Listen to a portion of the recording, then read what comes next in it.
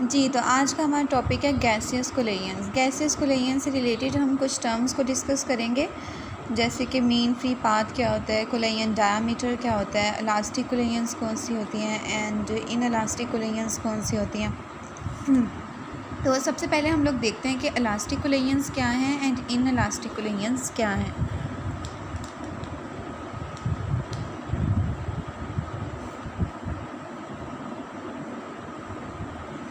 जी, तो इलास्टिक कोलेयंस क्या होती हैं। इलास्टिक कोलेयंस वो कोलेयंस होती हैं जिसमें momentum and kinetic energy conserved रहते हैं। ठीक है, मोमेंटम और काइनेटिक एनर्जी के कंजर्व होने का क्या मतलब है। यहाँ पे मोमेंटम का फॉर्मूला होता है mv एंड काइनेटिक एनर्जी का फॉर्मूला होता है 1/2 mv²। हम कोई सा भी एक कंटेनर सपोज करते हैं, ये एक कंटेनर मैं ड्रॉ कर रही हूँ। ठीक है, इसमें गैसियस मॉलिक्यूल्स इनक्लोज्ड हैं। हम कोई से भी दो मॉलिक्यूल्स को जो है वो सपोज कर लेते हैं। For example this one is molecule A and this one is molecule B. Before collision molecule A was moving with velocity v1 and molecule B was moving with velocity v2। फिर यहाँ पे आके collide करेंगे ये दोनों molecules. ये वाला जो है फिनोमेना हो रहा है ड्यूरिंग कोलेयन। ठीक है, उसके बाद कोलाइड होने के बाद सपोज करें कि ये मॉलिक्यूल इस डायरेक्शन में मूव कर जाता है और ये बी वाला मॉलिक्यूल इस डायरेक्शन में मूव कर जाता है। ये सिचुएशन है आफ्टर कोलेयन की। अब अगर हम यहाँ पे इंडिविजुअल मॉलिक्यूल्स को देखें तो ए मॉलिक्यूल जो है उसकी वेलोसिटी हो जाएगी v1 बार और बी मॉलिक्यूल जो है उसकी वेलोसिटी हो जाएगी v2 बार कोलाइड करने के बाद। अब यहाँ पे आप देखें कि ए जो था वो विद वेलोसिटी v1 मूव कर रहा था कोलेयन से पहले। ठीक है, दोनों में कोलेयन हुई, दोनों मॉलिक्यूल स्ट्राइक किए तो ए मॉलिक्यूल की वेलोसिटी v1 से कितनी हो गई है, v1 बार हो गई है। और जो बी मॉलिक्यूल है उसकी वेलोसिटी v2 से v2 बार हो गई है। जब वेलोसिटी चेंज होगी तो ऑब्वियस बात है कि काइनेटिक एनर्जी भी चेंज हो जाएगी। ए मॉलिक्यूल की जो काइनेटिक एनर्जी थी अगर वो पहले थी 1/2 mv1 का स्केयर, तो अब हो गई है 1/2 mv1 बार का स्केयर। v2 की अगर थी 1/2 mv2 का स्केयर एंड 1/2 mv2 बार का स्केयर। ठीक है, काइनेटिक एनर्जीज चेंज हुई हैं यहाँ पे। अगर हम सपोज करें ए मॉलिक्यूल जो था उसकी काइनेटिक एनर्जी ज़्यादा थी कोलेयन से पहले, जब वो v1 वेलोसिटी के साथ मूव कर रहा था, वो हायर स्पीड से हायर वेलोसिटी के साथ मूव कर रहा था। जब वेलोसिटी ज़्यादा होगी तो काइनेटिक एनर्जी ऑटोमेटिकली ज़्यादा होगी। काइनेटिक एनर्जी का वेलोसिटी के साथ डायरेक्ट रिलेशन है, आप इक्वेशन में भी देख सकते हैं। जब ए मॉलिक्यूल सेकंड केस में आएगा, कोलाइड कर गया, कोलाइड करने के बाद ये दोनों मॉलिक्यूल्स कोलाइड किए हैं। ए बहुत हाई वेलोसिटी से मूव कर रहा था, बी से कोलाइड की है तो ए की वेलोसिटी क्या है, कम हो गई है। ठीक है, जब वेलोसिटी ए की कम हो गई है तो काइनेटिक एनर्जी भी कम हो जाएगी। और बी जो है वो स्लो वेलोसिटी से मूव कर रहा था। स्लो वेलोसिटी का मतलब है कि उसकी काइनेटिक एनर्जी भी कम थी। जब वेलोसिटी कम होगी काइनेटिक एनर्जी भी कम होगी। जब वो कोलाइड किया है ए के साथ तो उसकी वेलोसिटी बढ़ गई है। कोलेयन के बाद स्ट्राइक होने के बाद जब वो मूव किया है तो उसकी वेलोसिटी बढ़ गई है, जितनी कोलेयन से पहले थी वो v2 बार हो गई है, तो इसकी काइनेटिक एनर्जी भी बढ़ जाएगी बी की। ठीक है, लेकिन इसमें क्या चेंज आएगा, जो ए है उसकी काइनेटिक एनर्जी जितनी कम हुई है बी की उतनी ही इंक्रीज़ होगी। ठीक है, ये बात आपने जहन में रखनी है। ए की वेलोसिटी कोलेयन के बाद जितनी कम हुई है, बी की वेलोसिटी कोलेयन के बाद उतनी ही ज़्यादा होगी। सेम अमाउंट जो है उसमें इंक्रीज़ आएगा। फॉर एग्ज़ाम्पल ए जो था उसकी वेलोसिटी थी, हम कोई भी जो है वो कर सकते हैं 5 मीटर पर सेकंड कह लें। ठीक है, यहाँ पे उसकी हो गई 2 मीटर पर सेकंड। सपोज क्वांटिटी ले रही हूँ। ठीक है, इसकी थी 2 मीटर पर सेकंड, तो इसकी अब हो जाएगी 5 मीटर पर सेकेंड। तो जब हम इनको प्लस करेंगे 5 + 2 7, 5 + 2 7, तो कहने का मतलब ये है कि वेलोसिटी में चेंज सेम रहेगा। मतलब अगर दोनों को प्लस करें तो टोटल हमेशा सेम रहेगा, कुलैयन से पहले भी और कुलैयन के बाद भी। हम यहाँ पे सिस्टम कौन सा ले रहे हैं, ए और बी। सिस्टम बोलते हैं एनीथिंग अंडर ऑब्जर्वेशन।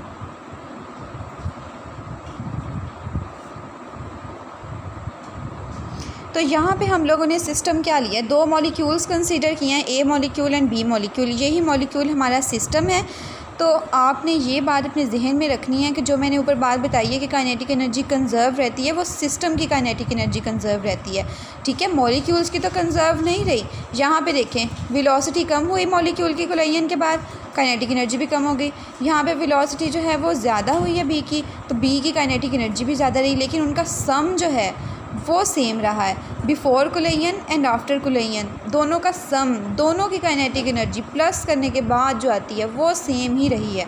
ये आपको मैंने एग्जांपल दी थी। ठीक है, इसका मतलब ये है कि 1/2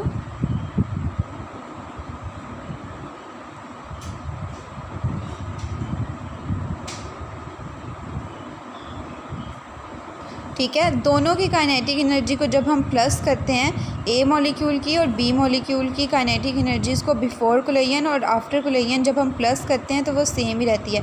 मतलब काइनेटिक एनर्जी कंजर्व रहती है, मोमेंटम भी कंजर्व रहता है। तो इस टाइप की जो कुलैयंस होती हैं हम उसको कहते हैं कि ये इलास्टिक कुलैयंस हैं। इन इलास्टिक कुलैयंस क्या होती हैं,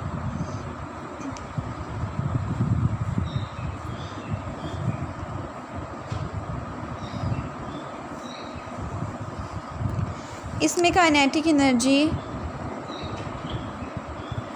नॉट कंजर्व्ड, इसमें काइनेटिक एनर्जी जो है वो कंजर्व नहीं रहती। जी, तो कैसे कंजर्व नहीं रहती है इसमें काइनेटिक एनर्जी, इसमें एनर्जी जो है change into other forms, kinetic energy जो है वो अदर फॉर्म्स में चेंज हो जाती है। तो इन इलास्टिक कुलैयंस में जो काइनेटिक एनर्जी है वो किन फॉर्म्स में चेंज होती है। For example kinetic energy noise pollution, noise में चेंज हो सकती है, हीट एनर्जी में चेंज हो सकती है। ठीक है, आप हीट एनर्जी कह सकते हैं कि काइनेटिक एनर्जी जो है वो अदर फॉर्म्स में चेंज हो जाती है, डिसिपेट हो जाती है, लॉस हो जाता है काइनेटिक एनर्जी का। वो फॉर एग्जांपल हीट एनर्जी में कन्वर्ट हो जाती है। जैसे यहाँ पे 2 मॉलिक्यूल स्ट्राइक कर रहे हैं तो स्ट्राइकिंग के दौरान हीट भी रिलीज़ हो सकती है। ठीक है, लेकिन गैसियस में ऐसा नहीं होता। गैसियस में कुलैयंस हमेशा परफेक्टली इलास्टिक होती हैं। ठीक है, ये देखें गैसियस में जो कुलैयंस हैं वो हमेशा परफेक्टली इलास्टिक होंगी। तो इन इलास्टिक कुलैयंस का भी मैंने आपको बता दिया कि काइनेटिक एनर्जी कंजर्व नहीं रहती। जहाँ जैसे यहाँ पे सिस्टम की काइनेटिक एनर्जी कंजर्व थी, 2 मॉलिक्यूल जो स्ट्राइक कर रहे हैं उन दोनों मॉलिक्यूल्स की काइनेटिक एनर्जी को प्लस करें हम कुलैयन से पहले और कुलैयन के बाद तो वो सेम ही रहती है। वैसे यहाँ पे काइनेटिक एनर्जी सेम नहीं रहती, कुलैयन के बाद काइनेटिक एनर्जी में चेंज आ जाता है। For example kinetic energy change हो जाती है अदर फॉर्म्स में, जैसे हीट एनर्जी में चेंज हो जाती है। ठीक है, तो काइनेटिक एनर्जी कंजर्व नहीं रहती इन इलास्टिक कुलैयंस में। लेकिन ये बात आपने ध्यान में रखनी है कि जो इलास्टिक कुलैयंस होती हैं गैसियस में हमेशा इलास्टिक कुलैयंस होती हैं, इन इलास्टिक कुलैयंस कभी भी नहीं होती, काइनेटिक एनर्जी का लॉस नहीं होता। ठीक है, ये हम लोगों ने जनरल टर्म्स स्टडी की हैं, जैसे इलास्टिक कुलैयंस, इन इलास्टिक कुलैयंस की टाइप्स हैं ये। तो इसके बाद जो है वो और कुछ टर्म्स आती हैं कुलैयन के लिए, कुलैयन से रिलेटेड, उनको भी हम देखते हैं। जो है इसकी डेफिनेशन कर सकते हैं इलास्टिक कुलैयन की, नोट कर सकते हैं। Elastic collision is an encounter between 2 bodies in which the total kinetic energy of 2 bodies remains the same. In an ideal perfectly elastic kulein, the kinetic energy is not in an ideal perfectly elastic kulein there is no net conversion of kinetic energy into other forms such as heat, noise और potential energy. ठीक है, kinetic energy जो है वो other forms में change नहीं होती है। ठीक है, elastic कुलैयन में। उसके बाद हम लोग देखते हैं कि मीन फ्री पाथ क्या होता है।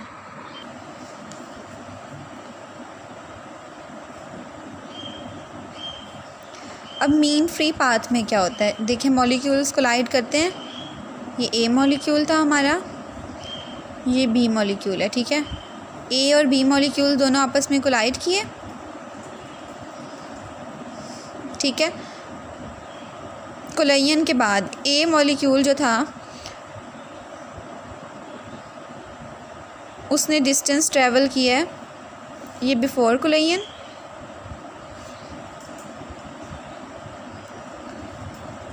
ये ड्यूरिंग, और this case is after collision, ठीक है। Before, during and after collision के केसेस आप देख लें। यहाँ पे जब कोलाइजन के बाद ए मॉलिक्यूल है वो सम डिस्टेंस कवर करता है। फॉर एग्जांपल हम उस डिस्टेंस को एक्स मीटर कह लेते हैं, ठीक है। ये सपोज डिस्टेंस है। एक्स मीटर डिस्टेंस कवर करने के बाद ए मॉलिक्यूल कोलाइड किया है सी मॉलिक्यूल के साथ, ठीक है। फिर कोलाइजन के बाद ये ड्यूरिंग कोलाइजन,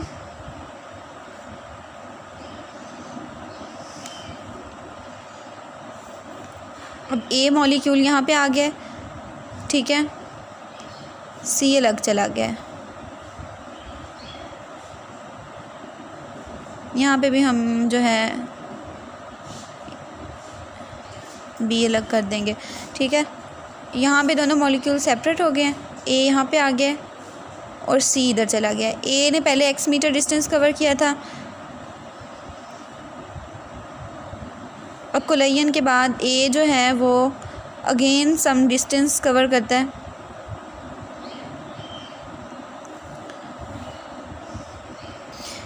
ठीक है। ये यहाँ पे हम टोटल डिस्टेंस ले रहे हैं। देखिए कोलाइजन के बाद जितना भी उसने डिस्टेंस कवर किया है उसको हमने एक्स मीटर कहा है, ये सारा डिस्टेंस आएगा।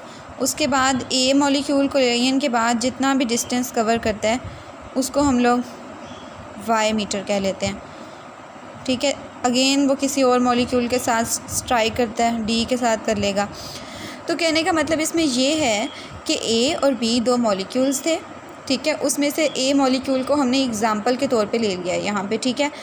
ए और बी मॉलिक्यूल्स कोलाइड किए, कोलाइजन के बाद ए ने जो डिस्टेंस ट्रैवल किया है दोबारा कोलाइड करने के लिए सी से, उसके दरमियान में देखें दो कोलाइजन के दरमियान में ए ने कितना डिस्टेंस किया है एक्स मीटर।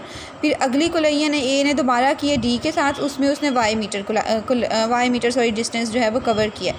तो ये जो एक्स मीटर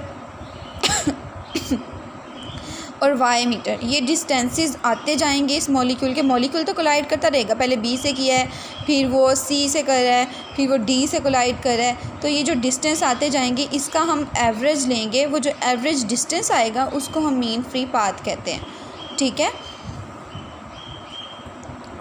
ए और बी मॉलिक्यूल्स इन्होंने कोलाइड किया, ठीक है। उसके बाद कोलाइड करने के बाद आफ्टर कोलाइजन क्या हो गया, बी को हमने कंसीडर नहीं करना, ए को लेना है। ए यहाँ से कोलाइजन के बाद चला है, ये उसने डिस्टेंस कवर किया है, दोबारा सी से कोलाइड किया है। सी से कोलाइड करने के लिए जो है दोबारा कोलाइजन करने के लिए ये सेकंड कोलाइजन है, ये फर्स्ट थी ए की कोलाइजन, ये ए की सेकंड कोलाइजन है, ठीक है।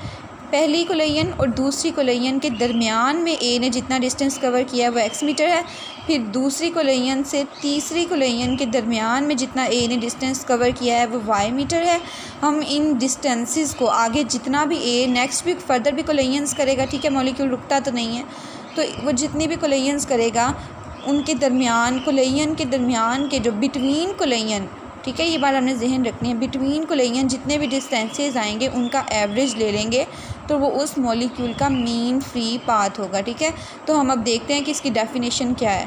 मीन फ्री पाथ की फार्मूला और डेफिनेशन देखते हैं, होप कि ये आपको समझ आ गया होगा, ठीक है। ये इसकी मीन फ्री पाथ की डेफिनेशन है। The mean free path is the average distance travel by moving molecule between collisions, ठीक है। मूविंग जो मॉलिक्यूल होता है, एक मूविंग मॉलिक्यूल का वो जितनी भी कोलाइजन्स करता है उसके दरमियान का जो डिस्टेंस है उसका एवरेज ले लें तो वो मीन फ्री पाथ होता है। उसको हम रिप्रेजेंट करते हैं लैम्डा से। लैम्डा का फार्मूला क्या है, लैम्डा का फार्मूला है mean distance travel by molecule in 1 second over number of collisions per second, ठीक है। उसके बाद हम डिस्कस करेंगे कोलाइजन डायामीटर क्या। अब हम देखेंगे कि कोलाइजन डायामीटर क्या होता है। क्या होता है कोलाइजन डायामीटर, दो मॉलिक्यूल जैसे हमने पहले सपोज किए थे ए एंड बी, ठीक है। ये मैं आपको कोलाइडिंग मॉलिक्यूल्स दिखा रही हूँ, मॉलिक्यूल्स कि शेप बहुत ही अजीबोगरीब बन गई है, लेकिन अब ये बन चुकी है। ठीक है, इसको हम ए कह लेंगे,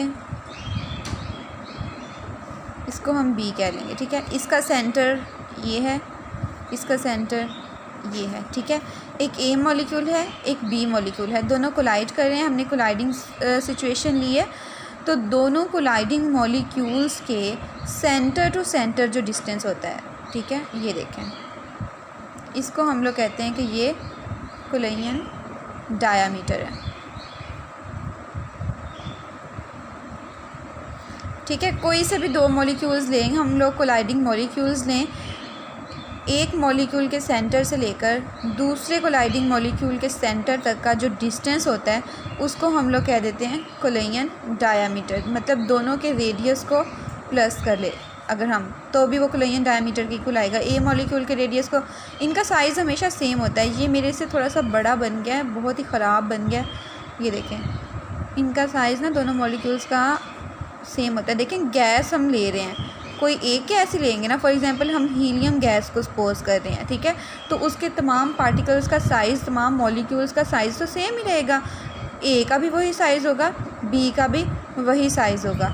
ठीक है, इन दोनों के अगर हम रेडियस को प्लस कर दें तो भी वो कोलिजन डायामीटर के इक्वल ही आएगा। या फिर एक मॉलिक्यूल जो है उसका हम लोग डायामीटर ले लें। डायामीटर ऐसे होता है, रेडियस ऐसे होता है। ठीक है, ये रेडियस होता है, ये डायामीटर होता है। किसी एक मॉलिक्यूल का अगर हम डायामीटर भी कंसीडर कर लें तो वो भी जो है वो हमारा कोलिजन डायामीटर के इक्वल ही आएगा। ठीक है, ये इतना पाथ भी एक मॉलिक्यूल के डायामीटर के इक्वल है, या दोनों के रेडियस के इक्वल है प्लस करें तो। ठीक है, ये हमारा कोलिजन डायामीटर हो गया। अब हम इसकी डेफिनेशन देखते हैं क्या है। कोलिजन डायामीटर की डेफिनेशन है the closest distance between the centres of the two molecules taking part in A collision. ठीक है, क्लोजेस्ट डिस्टेंस, जब दोनों मॉलिक्यूल स्ट्राइक कर रहे होंगे, बिल्कुल क्लोज होंगे, एक दूसरे के कोलाइड कर रहे होंगे, उस सिचुएशन में जो सेंटर टू सेंटर डिस्टेंस होगा टू स्ट्राइकिंग मॉलिक्यूल्स का, उसको हम लोग क्या कहेंगे, collision diameter. It is denoted by sigma. Collision diameter का जो है मीन फ्री पाथ के साथ इन्वर्स रिलेशन होता है। ये ऊपर हम लोगों ने मीन फ्री पाथ पढ़ा है, क्या होता है मैंने आप लोगों को पढ़ाया है, और ये कोलिजन डायामीटर है। इन दोनों का रिवर्स रिलेशन है। कोलिजन डायामीटर अगर ज़्यादा होगा तो मीन फ्री पाथ कम होगा, कोलिजन डायामीटर अगर कम होगा तो मीन फ्री पाथ जो है वो ज़्यादा होगा। ये देखें, ये दोनों मॉलिक्यूल ड्रॉ किए हैं, उनका सेंटर टू सेंटर जो डिस्टेंस है वो कोलिजन डायामीटर है। इसको मैंने रिप्रेजेंट किया है सिग्मा के साथ। उसके बाद देखते हैं कोलिजन फ्रीक्वेंसी क्या होती है। Collision frequency describes the rate of collisions between two atomic और molecular species in a given volume per unit time. इसको हम दूसरी तरह से ये भी ले सकते हैं कि एक सेकंड में जितनी कोलिजन्स होती हैं, ठीक है, मॉलिक्यूल जो है वो जितनी कोलिजन्स करता है पर सेकंड में, एक सेकंड में, उसको हम क्या कह देते हैं, उसकी कोलिजन फ्रीक्वेंसी है। उसको जी से रिप्रेजेंट करते हैं। ये पहली इक्वेशन मैंने गलत लिख ली थी, लिखते हुए मिस्टेक हो गई थी, इसको कंसीडर नहीं करना। ये दूसरी इक्वेशन ठीक है, ये वाली ठीक है, ठीक है, ये गलत है। जो दूसरी वाली इक्वेशन है उसको हम देखें, जी को जो है वो कोलिजन फ्रीक्वेंसी को जी से रिप्रेजेंट करते हैं। ये इसका फॉर्मूला है 1/√2 pi v sigma square n square.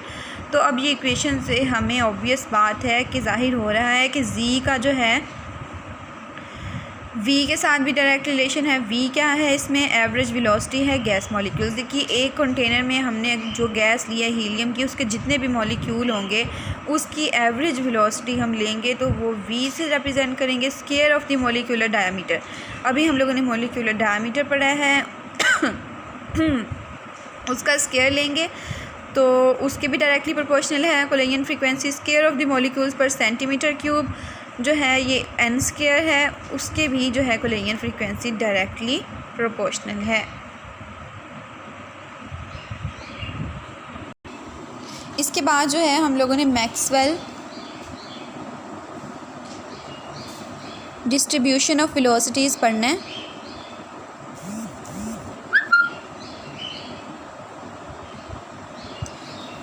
ठीक है, तो उसके लिए भी ज़रूरी था कि आपको ये जो टर्म्स हैं मेन ये पता हो। मैक्सवेल डिस्ट्रीब्यूशन ऑफ वेलोसिटीज़, इसकी हम लोग डेरिवेशन करेंगे कंप्लीट टॉपिक की। थोड़ी सी लेंथी है डेरिवेशन, इतनी भी लेंथी नहीं है, बस थोड़ी सी लेंथी है। ये हम लोग अगले लेक्चर में देखेंगे। फ़िलहाल आप लोग इसको ज़रा रिव्यू करें, इसको अच्छे से स्टडी करें, उसके बाद हम लोग पढ़ेंगे मैक्सवेल डिस्ट्रीब्यूशन ऑफ वेलोसिटीज़।